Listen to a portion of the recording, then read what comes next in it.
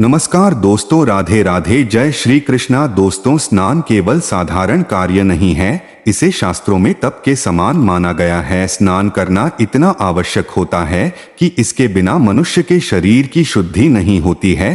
प्राचीन काल में पवित्र नदियों में स्नान करके शरीर को रोग एवं पापों से मुक्त किया जा सकता था, किंतु आज के समय में प्रत्येक मनुष्य नदी में स्नान नहीं कर सकता है। इसके लिए शास्त्रों में कुछ रहस्यमयी मंत्रों का निर्माण किया गया है। इन मंत्रों का उच्चारण करना बहुत ही आसान होता है, लेकिन इसका प्रभाव बहुत ही चमत्कारिक माना गया है। भगवान श्री कृष्ण ने स्नान की जो विधि बताई है और जिन मंत्रों के बारे में बताया है, अगर कोई साधारण मनुष्य भी इस विधि से स्नान करता है और स्नान करते समय इन लघु मंत्रों का जप करता है, तो उसके समस्त पापों का नाश उसी क्षण हो जाता है। आपके जीवन से दुख दरिद्रता का नाश होता है और उसे लक्ष्मी की प्राप्ति होती है। श्री कृष्ण कहते हैं कि नित्य स्नान करने वाले मनुष्य के पास ही लक्ष्मी का वास होता है। जो स्नान नहीं करते हैं उनके पास दुर्भाग्य और दरिद्रता निवास करती है। नित्य स्नान न करने वाले मनुष्य को नाना प्रकार के रोग घेर लेते हैं। लक्ष्मी उससे दूर छोड़कर चली जाती हैं और वह मनुष्य अपने पतन के मार्ग की ओर चलने लगता है। स्नान किए बगैर किसी भी प्रकार का धार्मिक और पवित्र कार्य नहीं करना चाहिए। जो मनुष्य बिना स्नान किए ही धार्मिक कार्य करता है उसे महापाप लगता है। शास्त्रों में स्पष्ट रूप से कहा गया है कि बिना स्नान की पूजा पाठ आदि कार्य नहीं करनी चाहिए। आज हम जानेंगे पुराणों में वर्णित उस गोपनीय स्नान की विधि के बारे में जो बहुत से लोग नहीं जानते हैं। यह अत्यंत आवश्यक विधि है और इसका पालन प्रत्येक मनुष्य को स्नान करते हुए करना चाहिए। भगवान श्री कृष्ण इस अत्यंत महत्वपूर्ण विधि के बारे में विस्तार से बताया है। इसमें स्नान करने का समय और स्नान करने की दिशा, अर्थात स्नान करते समय मुख किस दिशा में होना चाहिए, स्नान के कितने प्रकार हैं, स्नान करते समय कौन से मंत्र का उच्चारण करना चाहिए आदि प्रकार की अत्यंत गोपनीय बातों के बारे में आपको बताने जा रहे हैं। स्नान करने की यह विधि अत्यंत सरल है, इसमें अधिक कठिनाई नहीं है। कोई भी साधारण मनुष्य इस विधि से स्नान कर सकता है और उत्तम फलों की प्राप्ति कर सकता है। भगवान श्री कृष्ण कहते हैं, जो भी मनुष्य इस विधि से स्नान करते हैं वो सभी पापों से मुक्त हो जाते हैं। उसके जीवन में लक्ष्मी का आगमन होता है और उसे सुख समृद्धि तथा ईश्वर की प्राप्ति निश्चित हो जाती है। जो मनुष्य स्नान की इस अत्यंत गोपनीय मंत्र का उच्चारण करता है और उसके जल में साक्षात देवी गंगा प्रकट होती हैं और उसके पापों का नाश होता है। आगे जान लेते हैं स्नान करने की उस महत्वपूर्ण विधि के बारे में। स्नान करते समय दिशा को ध्यान में रखना चाहिए। शास्त्रों के अनुसार मनुष्य को स्नान करते समय अपना मुख पूर्व तथा उत्तर दिशा की ओर करना चाहिए। स्नान करते समय अपनी पीठ दक्षिण दिशा में करनी चाहिए। उत्तर दिशा में पवित्र नदियों का उद्गम होता है। गंगा, यमुना, सरस्वती आदि नदियों का उद्गम स्थान उत्तर दिशा में है, इसलिए स्नान करते समय अपना मुख उत्तर दिशा में करना ही सर्वश्रेष्ठ माना गया है। इस दिशा में मुख करके स्नान करने से तन और मन दोनों ही पूर्ण रूप से शुद्ध होते हैं। दोस्तों, भगवान श्री कृष्ण कहते हैं, स्नान करने के लिए सुबह का समय ही सर्वोत्तम समय होता है। प्रातः काल स्नान करने के पश्चात मनुष्य शुद्ध होकर पूजा पाठ आदि समस्त कार्यों के योग्य बनता है। स्नान किए बगैर किसी भी प्रकार का शुभ कार्य नहीं करना चाहिए, इससे जीवन में दुर्भाग्य आता है। श्री कृष्ण कहते हैं, 9 छिद्रों वाले मनुष्य के शरीर से दिन रात गंदगी निकलती रहती है, इसलिए इसे नित्य शुद्ध करना आवश्यक होता है। श्री कृष्ण कहते हैं, यदि संभव हो तो शुद्ध तीर्थ में स्नान करना चाहिए, क्योंकि यह पूर्णमल पूर्व शरीर शुद्ध तीर्थ में स्नान करने से शुद्ध होता है। यदि ऐसा संभव ना हो तो शुद्ध जल से ही स्नान करना चाहिए। जो मनुष्य नित्य प्रातः काल के समय स्नान करता है उसके पास दुष्ट शक्तियां नहीं आती हैं, उस पर कभी बुरी नजर का और नकारात्मक शक्तियों का प्रभाव नहीं पड़ता है। साथ ही उसके पापों का नाश, उसे पुण्य की प्राप्ति होती है। रोज स्नान करने से मनुष्य को सौंदर्य, तेज बल, पवित्रता, लंबी आयु, आरोग्य तथा बुरे स्वप्न का नाश, तब और मेधा, यह 10 गुण प्राप्त होते हैं और मनुष्य धार्मिक कीर्ति पाता है। श्री कृष्ण कहते हैं कि संसार के सभी पवित्र कार्य स्नान मूलक हैं, अर्थात कोई भी पवित्र कार्य बिना स्नान किए कभी नहीं संपन्न होता है। स्नान न करने वाले मनुष्य के पास लक्ष्मी कभी नहीं आती हैं, उसका बल भी नष्ट हो जाता है और वह नाना प्रकार के रोगों से ग्रसित हो जाता है। स्नान न करने पर मनुष्य के इंद्रियों का विनाश होता है, इसलिए स्वयं का कल्याण चाहने वाले व्यक्ति को स्नान जरूर करना चाहिए। विद्वान लोग बिना स्नान किए अन्य का एक कण भी ग्रहण नहीं करते थे, इसलिए मनुष्य को बिना स्नान किए भोजन नहीं करना चाहिए। इस नियम का कठोरता से पालन करने पर मनुष्य को तप तथा व्रत के समान फल प्राप्त होता है। श्री कृष्ण कहते हैं कि जब हम रात को सोते हैं तो हमारे मुख से लार, पसीना, मल आदि पदार्थ बाहर निकलते हैं, जिससे हमारा शरीर अपवित्र हो जाता है। जब हम सुबह स्नान करते हैं तो हमारे शरीर की यह गंदगी दूर होती है और हमारा शरीर पवित्र हो जाता है। इसी के साथ ही स्त्री और पुरुष रात में रति क्रिया करते हैं, जिससे उनका शरीर अपवित्र हो जाता है। इसलिए शरीर को शुद्ध करने के लिए प्रत्येक सुबह स्नान करने की आवश्यकता होती है। स्नान करते समय ईश्वर का ध्यान करना चाहिए, इससे तन की गंदगी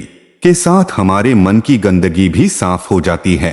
अगर आप जीवन में यश, मान, सम्मान, कीर्ति, धन, संपत्ति आदि की प्राप्ति करना चाहते हैं तो सुबह स्नान करने के बाद सूर्य देवता को अर्घ जरूर देना चाहिए। सूर्य देवता को रोज अर्घ देना यज्ञ के समान फल प्राप्त करना है। यदि आप प्रत्येक सुबह सूर्य को अर्घ नहीं दे पाते हैं तो रविवार के दिन सूर्य को अर्घ अवश्य देना चाहिए। सूर्य को अर्घ देने के लिए तांबे का पात्र का प्रयोग करें और उसमें अक्षत तथा फूल अवश्य डालें। इससे सूर्य देव की कृपा सदैव हुई आपके ऊपर बनी रहेगी। लेकिन दोस्तों, स्नान करने का भी सही समय होता है। कई लोग अपनी सुविधा के अनुसार स्नान कर लेते हैं, जो कि उचित नहीं है। अशुभ समय पर स्नान कर लेने से हमें फायदे कम और नुकसान ज्यादा उठाने पड़ते हैं। गरुड़ पुराण में भगवान श्री कृष्ण ने स्नान करने के सही समय के बारे में बताया है। जो मनुष्य नित्य इस समय पर स्नान करता है उसकी आयु लंबी होती है और उसके दुखों का नाश होता है। आइए अब जानते हैं स्नान कितने प्रकार के होते हैं। शास्त्रों के अनुसार ब्रह्मास्त्र स्नान, देव स्नान, ऋषि स्नान तथा मानव स्नान और दानव स्नान, यश स्नान ये मुख्य प्रकार होते हैं। इन्हें समय के अनुसार वर्गीकृत किया गया है। हमारे शास्त्रों में ब्रह्मा मुहूर्त में किए जाने वाला स्नान सर्वश्रेष्ठ माना गया है। ब्रह्मा मुहूर्त यानी कि रात्रि का अंतिम पहर और सूर्योदय से ठीक 1.5 या 2 घंटे पहले का समय होता है, यानी कि साधारणतया सुबह 4 से 5:30 तक का समय ब्रह्मा मुहूर्त कहा जाता है। शास्त्रों में यह समय दिन का सर्वश्रेष्ठ समय माना जाता है, क्योंकि इस समय पर वातावरण में अद्भुत और चमत्कारी ऊर्जा प्राप्त होती है। यह समय देवताओं का समय होता है। देवताओं का स्मरण करते हुए ब्रह्म मुहूर्त में किए जाने वाले ब्रह्मास्त्र स्नान को सर्वश्रेष्ठ स्नान कहा गया है। इस समय स्नान करने से स्नान के तुरंत बाद सूर्य देवता को अर्घ देने से हमारे जीवन में सुख, समृद्धि और शांति बनी रहती है। भर हमारा तन और मन ताजगी और सकारात्मक ऊर्जा से भरपूर रहता है। दूसरा है देव स्नान। सुबह 5 से 6 के बीच किया जाने वाला स्नान देव स्नान कहलाता है। सभी पवित्र नदियों का स्मरण करते हुए किए जाने वाले स्नान को भी श्रेष्ठ स्नान माना जाता है। इस समय स्नान करने से हमारे शरीर में सकारात्मक ऊर्जा का संचार होता है और सभी प्रकार के नकारात्मक बुराई हमारे शरीर से बाहर निकल जाती है।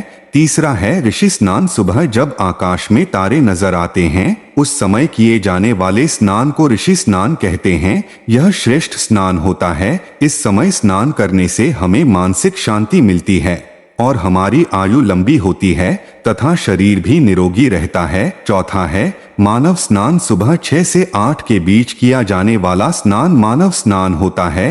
यह स्नान सूर्योदय के समय या सूर्योदय के ठीक बाद में किया जाता है। इस स्नान से अधिक शुभ फल प्राप्त नहीं होते हैं, लेकिन किसी का नुकसान भी नहीं होता है। इसलिए हो सके तो कम से कम मनुष्य को मानव स्नान तो कर लेना चाहिए, लेकिन सुबह 8 बजे के बाद स्नान करना हमारे शास्त्रों में उचित नहीं माना गया है, क्योंकि इस समय का वातावरण में व्याप्त दैविक शक्तियां बहुत कम हो जाती हैं। इसलिए मनुष्य में उत्साह और ऊर्जा की कमी दिखाई देती है।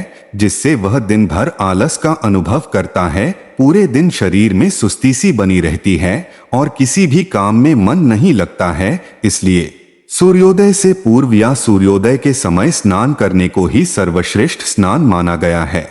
8 बजे के बाद किए जाने वाले स्नान को दानव स्नान कहते हैं। सूर्योदय होने के बहुत समय बाद तक जो लोग स्नान नहीं करते हैं, उनके मन में दिन भर नकारात्मकता, कमजोरी और चिड़चिड़ापन बना रहता है। ऐसे लोग जीवन भर दुखी और दरिद्र ही रहते हैं। किसी कार्य में सफलता नहीं मिलती है।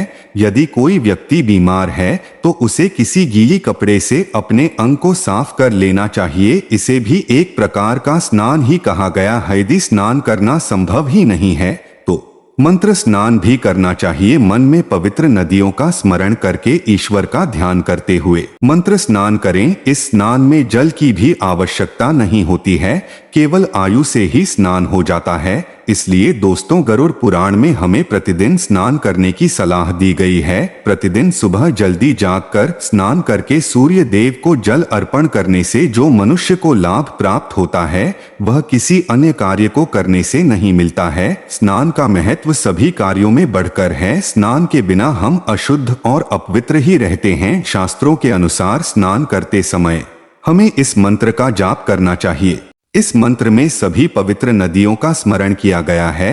आप रोज स्नान करते समय इस मंत्र का उच्चारण अवश्य करें। आपकी दरिद्रता का निश्चय ही अंत हो जाएगा और आपको हर कार्य में सफलता मिलेगी। यह मंत्र कुछ इस प्रकार है: गंगे च यमुने चैव गोदावरी सरस्वती नर्मदे सिंधु कावेरी जलेऽस्मिन् सन्निधि कुरु। इस मंत्र का अर्थ होता है, हे गंगा, यमुना, गोदावरी, सरस्वती, नर्मदा, सिंधु और कावेरी हे नदियां, आप सभी मेरे स्नान करने के जल में पधारे और मुझ पर अपनी कृपा बरसाए। इस प्रकार इस मंत्र का उच्चारण करने से मनुष्य को इन पवित्र नदियों का आशीर्वाद मिलता है और उसके समस्त पापों का नाश हो जाता है। दोस्तों, आप भी इस प्रकार नित्य स्नान अवश्य करें। आप अपने जीवन में महत्वपूर्ण बदलाव अवश्य महसूस करेंगे और देखते ही देखते आपकी दरिद्रता का नाश हो जाएगा। दोस्तों, आशा करता हूं आपको यह जानकारी पसंद आई होगी। दोस्तों, वीडियो को लाइक अवश्य करें और कमेंट बॉक्स में राधे राधे जय श्री कृष्णा अवश्य लिखें। आप सभी का बहुत बहुत धन्यवाद।